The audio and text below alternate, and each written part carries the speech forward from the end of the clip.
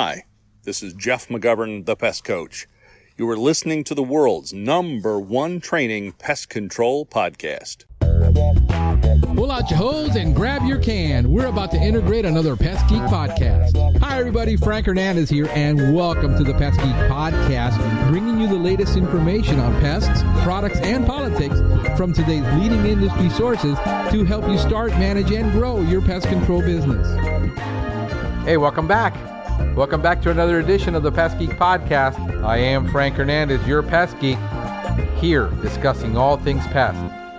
We want to remind our audience to join in on the revolution. That's right, join in on the conversation, be part of the society. Pest Geek Podcast Listeners Group on Facebook.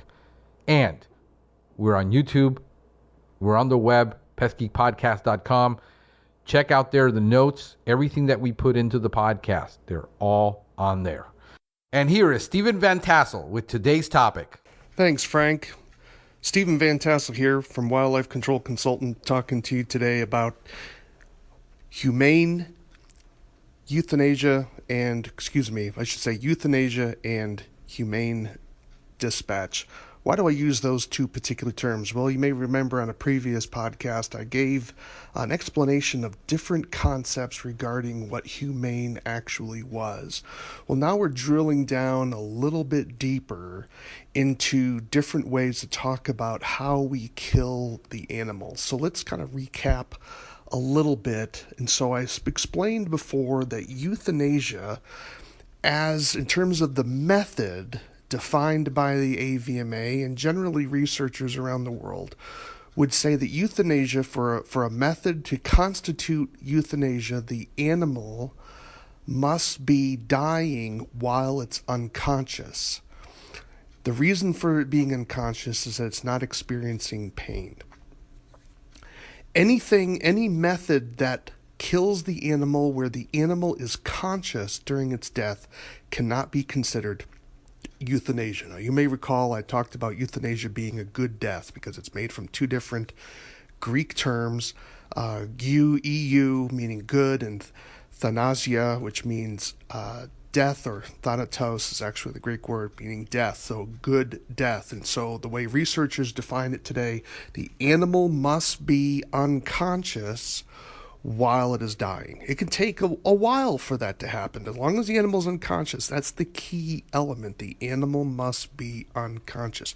Now remember, previously I spoke about how being humane was depending on your definition of terms. And so you have your extreme animal welfare people bordering into animal activism, and like the AVMA would be in the extreme animal welfare side. They're not animal rights, but they're animal welfare as a rule. They claim that in order for it to be euthanasia, on their definition, it must not only be the animal dying while it's unconscious, but you must implement its death in accordance with what's best for the animal. Now, I argued before that wildlife control operators can't fulfill AVMA guidelines in that regard. It's simply impossible for us because we consider the client. We don't ask the raccoon, Mr. Raccoon, do you think you should die today because you were living in this person's attic?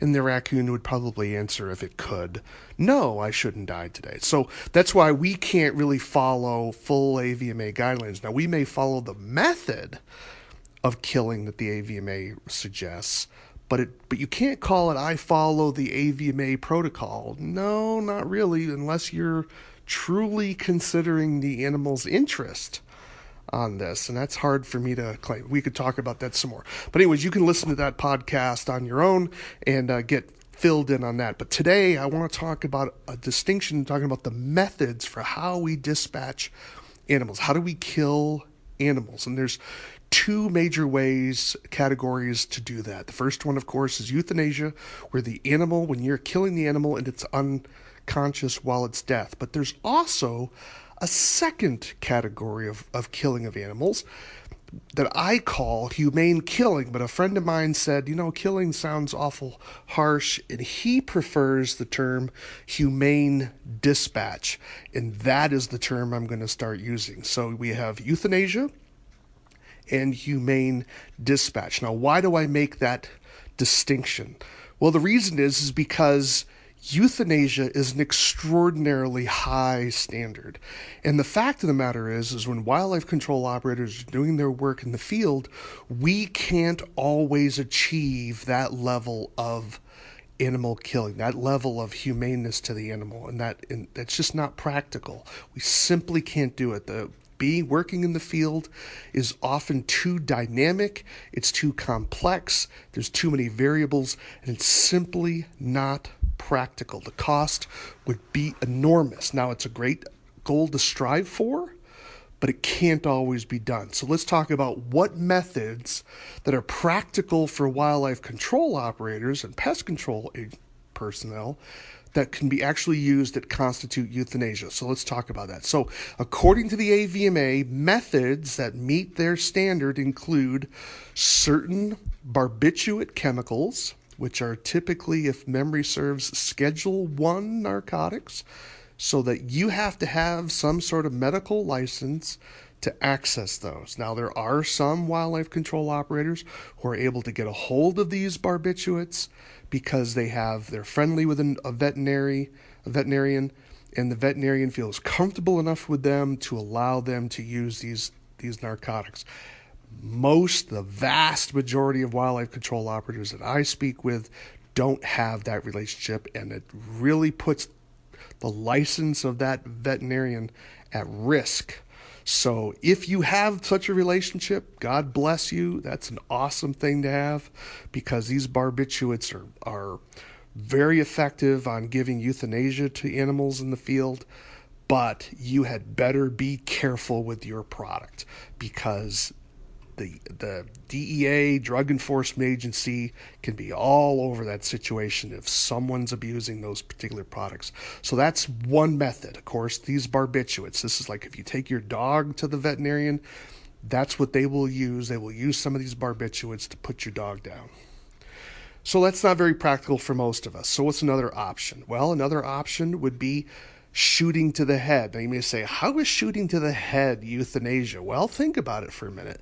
If the bullet placement is correct, the bullet is traveling faster through the animal's brain and destroys that nervous tissue before the animal can have the conscious sensation of pain. Now, you can shoot an animal in the head and miss vital portions where it allows that animal to be conscious. There have been plenty of situations where if you're people who have tried to commit suicide, and they shot the bullet in the wrong location, and they ended up being severely disabled but not dead, and to a certain extent conscious, because you have to destroy the right part of the brain. Well, the same thing is going to happen with animals. It may be a little easier to do it with animals because their brains are often significantly smaller than ours, but you still have to be careful that the bullet is passing through as much brain tissue as possible to destroy that, so that the animal is not experiencing pain while it's dying.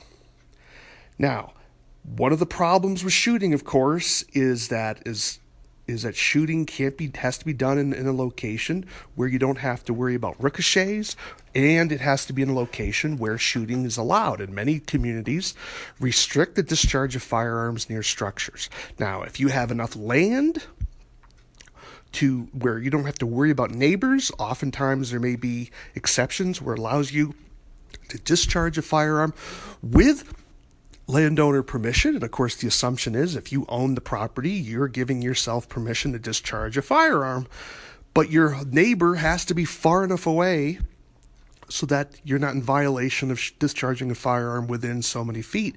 Some cities and towns prohibit the discharge of any firearm, period. Even if you have enough land, it's illegal within the confines of that particular locale.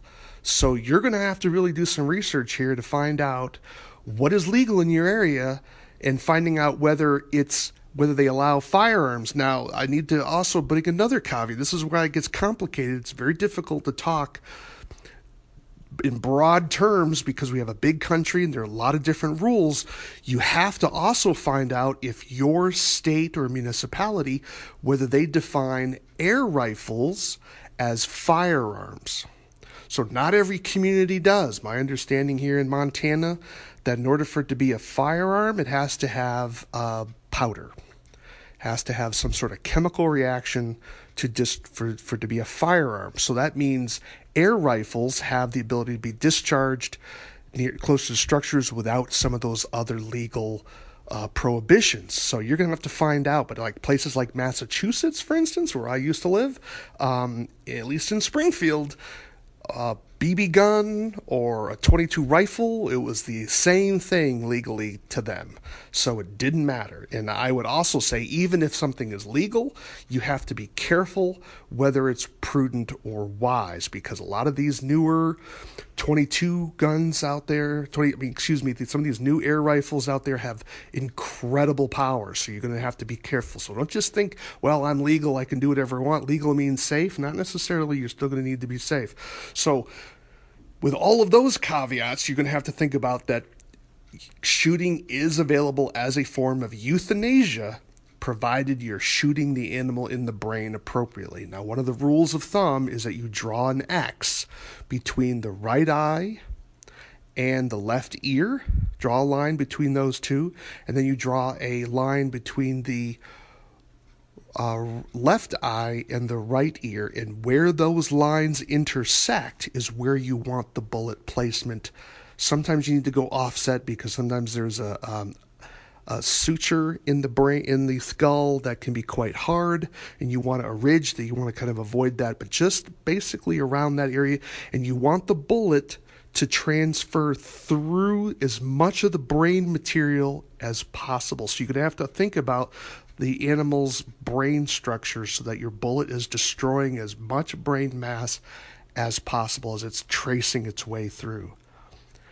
Takes a little bit of skill. Now, the other thing is you have to think about placement in the sense that you want to make sure you're square. When that bullet hits the skull, it's hitting it square because you don't want ricochets. I shot a beaver in the head at point blank range. I was probably within 4 or 5 inches, and that bullet ricocheted. It did not penetrate the skull. So you're going to need to be sure that when you're shooting, you are safe and that ricochet is not going to go off into a direction that it should not go. So make sure you know what you're doing on that.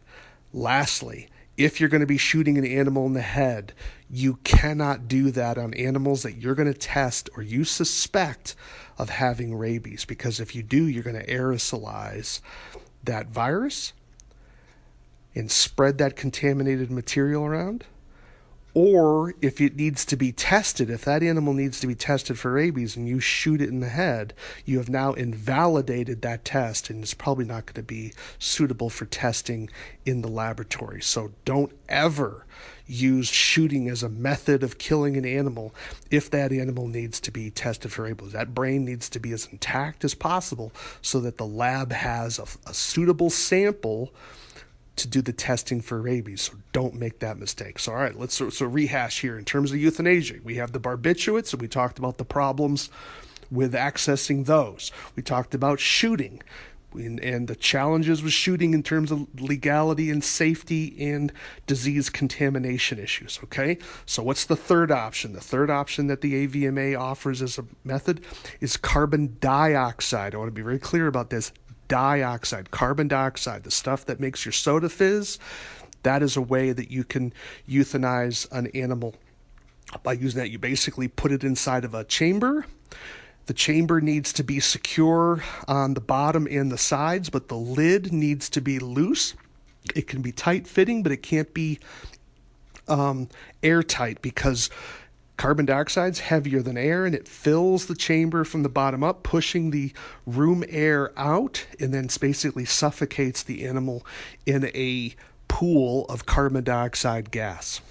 Now, if you do it at a rate of 20% per minute, so it takes 5 minutes to fill the chamber, and there are various formulas out there on how to calculate that for your chamber, the animal then takes the gas in gradually. Now, why does the AVMA say you need to do this gradually? Well, because if you've ever had soda go up your nose, you recognize that there's a burning sensation. Well, the reason it's burning is because that carbon dioxide acid is burning your nose. Well, the same thing can happen with an animal. If you put that raccoon in pure CO2 immediately, the moist nasal passages react with the carbon dioxide gas, creating carbonic acid, and that burns their nose. That's why if you ever do this, you'll see an animal shake its head. Sometimes they'll sneeze, and that's the animal reacting to the carbonic acid inside of its nose. And the AVMA says that's cruelty because that's not humane, because the animal, of course, is experiencing pain and suffering during its death, and that would violate the euthanasia rules. So how does carbon dioxide work? Well, if once the blood levels of carbon dioxide get high enough in that animal's body, it has a narcotic effect. It actually diminishes the sensory capacity of that particular animal, so it basically goes to sleep and then dies. The beautiful thing about carbon dioxide is that it's readily available. The chambers can be used as something as simple as a trash can, a plastic trash can that has no holes because it has a tight-fitting lid, but it's not an airtight lid, and you just simply you place the trapped animal inside, put the hose in, and then do your calculations with your airflow and fill it up. And it's pretty straightforward. It's very easy. It's safe for the user. And you're good to go. You do have to be careful because sometimes animals are tolerant to carbon dioxide and it can take a long time to kill them, particularly when we're dealing with juvenile animals. Sometimes it can take 20 minutes or more to get them to die. So you have to be very careful. One method, of course, is you can do what's called secondary killing, which is once the animal's unconscious, it can't feel pain. You can sometimes take an animal out of a cage. If you want to make sure that it's dead, you can then crush its chest. That would be allowed under AVMA guidelines. Why? Because the animal is unconscious. So that would be called a secondary method. Now, are there other methods that are available for wildlife control operators? The answer is yes. One of them is carbon monoxide. That's CO, not CO2. We've already talked about CO2. This is carbon monoxide. Highly toxic. Now, some people have tried doing this out of using exhaust from their vehicles. Don't do that. Why? Because it's coming out of your exhaust way too hot. So if you're going to take the time, and it's also not pure, it's got a lot of other materials in it as well, but if you're going to do that, make sure that you cool that gas before it enters the chamber. Don't recommend that method, and I think you'd want to be very cautious about using that. The danger of carbon monoxide is that it's dangerous to you as well. Carbon monoxide bonds readily with the hemoglobin. Hemoglobin is the red blood cells in your body that capture oxygen. Well, the problem is that the chemical affinity between hemoglobin and carbon monoxide is significantly higher than oxygen. So to make a long story short, if your hemoglobin has a choice between bonding with oxygen or bonding with carbon monoxide, it's going to choose carbon monoxide. This is why, if you ever talk to firefighters, why they're so careful about wearing their mask before they go into a building, because carbon monoxide and all the other chemicals are highly toxic to people. Once that hemoglobin bonds with the carbon monoxide, it's very hard to get that hemoglobin to let it go. And that's basically a chemical form of asphyxia. It basically suffocates you at the chemical level, at the cellular level. So you have to be very careful. Carbon monoxide also is corrosive. So you have to use, if you're using a metal chamber, you have to be sure it's a stainless steel chamber, because the carbon monoxide will react with steel and other metals and corrode it. You need to have a way to vent the exhaust so that it's not in the same room. Just like if you work in your car inside of a garage, you need to have a hose so that it can push that exhaust outside the building. Otherwise, you can suffocate yourself. But on the positive side, carbon monoxide is highly effective on animals because it bonds that hemoglobin and kills them relatively quickly. Some states, however, have banned the use of carbon monoxide, at least for domestic animals. I know Pennsylvania has banned it for domestic animals. I'm not sure if they've banned it for wildlife. My suspicion is they have, but you need to check to see if that restriction is there. But still, under AVMA guidelines, that's still an option, but both carbon dioxide and I would suspect carbon monoxide are under some pressure as that they too may not survive the next rendition or the next edition of the AVMA guidelines on euthanasia. But for right now, they're still valid in terms of that as a euthanasia type method. All right, well, that's the euthanasia methods that are available. And there's more to it, but I think that's enough for now. I don't want to overwhelm you with too much information. We haven't even talked about how to handle an animal before you put it into the chamber. That's a separate question. All right, what about humane dispatch? What do we mean by humane dispatch? Well, humane dispatch are methods to kill an animal that don't qualify as euthanasia, because the animal is still conscious while it's dying. So humane dispatch is the killing of an animal quickly, but the animal is still conscious. Now, why do I talk about that? Because, again, in the field, when wildlife control operators are working, we don't always have the perfect situation.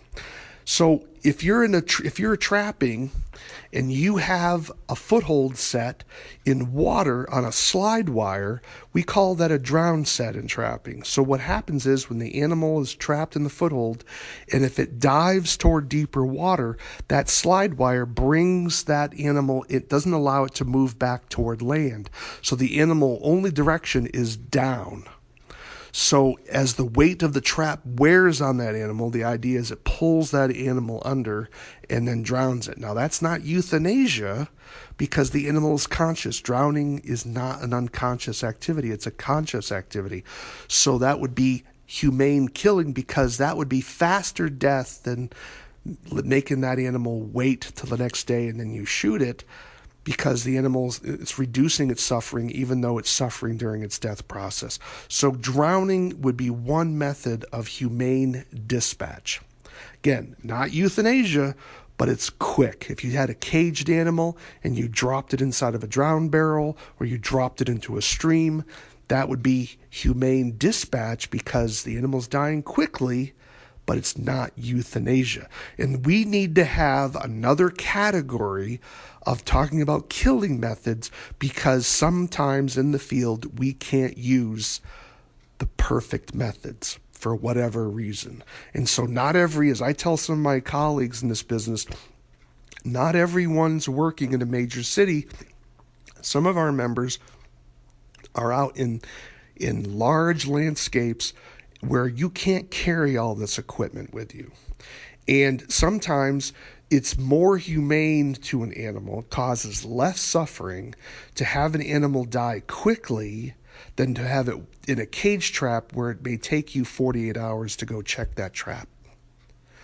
So it'd be better to have a foothold in a drown set than having a cage trap that you're not going to be able to catch, or there's a snowfall coming where it's going to be suffering from hypothermia or excessive heat or whatever the situation is. It's complicated. What's another form of humane dispatch?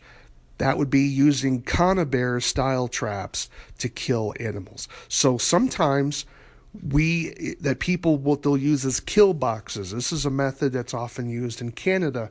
They will take very strong conibear traps, and there's some that are on the market, some with Canadian bends, some of your Cania type traps. They are very powerful kill traps, and so they will actually take their cage trap, line it up with this conibear, and then push the animal through the conibear so that the trap kills it. Again, not euthanasia because the animal is conscious while it's dying, but it's dying relatively quickly. How quickly? Well, some animals are going to die in 45 seconds, like your smaller animals. Raccoons are going to take more than 3 minutes. In terms of the research out of Canada. So again, it can be kind of ugly. It's not something you want to do in public view, but this is a way of killing animals without using chemicals to kill them. So we want to think about those are your basic, some other methods. How about shooting? If you're shooting an animal in the chest, that would not be euthanasia. That would be humane dispatch.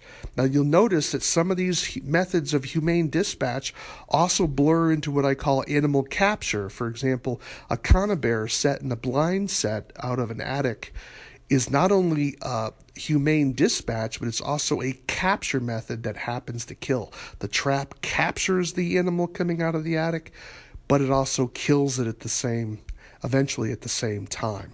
So that would be a form of capture, the killing. Hunting is a form of capture technique. When you're shooting an animal that's in the field, you're capturing it with the bullet because you're stopping its movement.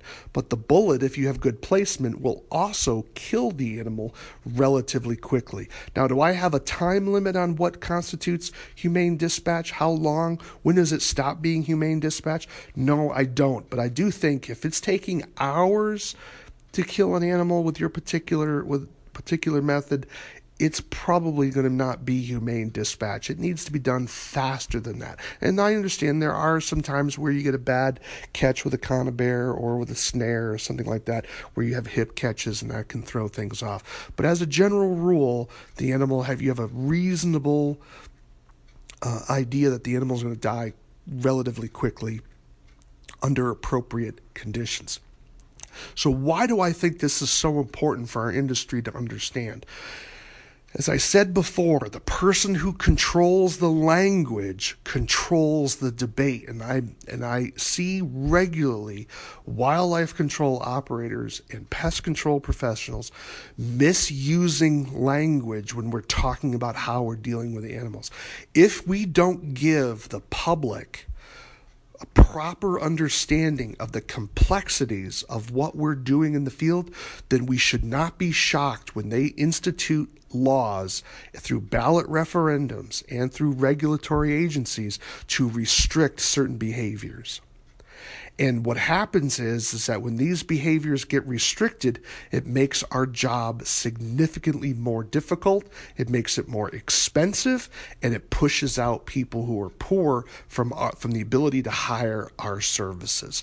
And this is something that I'm deeply concerned about. I think that wildlife control operators need to have the flexibility to use tools, because there's certain situations where that is the only thing left, or it's the only economical solution for that particular situation. You may rarely ever use a conibear in your business, but there's going to be a job one of these days where you're going to wish to God you had access to conibears if they get banned. So this is why we need to have the language to help people understand that, yes, using a conibear in this animal is not euthanasia, but the animal's not going to be in there forever suffering with this. It's going to die relatively quickly, not instantly, that's for sure, but relatively quickly, and that can be actually less painful than an animal being in an improperly set cage trap. Because cage traps, as you well know, aren't always as humane as people think, and I published a book on that called Being Kind to Animals. But the point is we need to be sure we understand how we're using terms. Humane dispatch, euthanasia. Euthanasia is the gold standard, but it can't always be implemented in every situation. Definitely think about that. I hope this is going to be helpful for you to understand what options you have available to dispatch animals, because death is part of this business, as ugly as that may be. I'm Stephen Van Tassel for Wildlife Control Consultant. Thank you for your attention. Back to you, Frank. We hope you have enjoyed this edition of the Pest Geek Podcast. Until next time, have a pestacular day. Thank you for listening to the Pest Geek Podcast. If you have enjoyed the Pest Geek Podcast, please give us a rating, write a review, or subscribe to the channel. You can join the Pest Geek Society by visiting pestgeekpodcast.com. Thank you for listening. See you next time.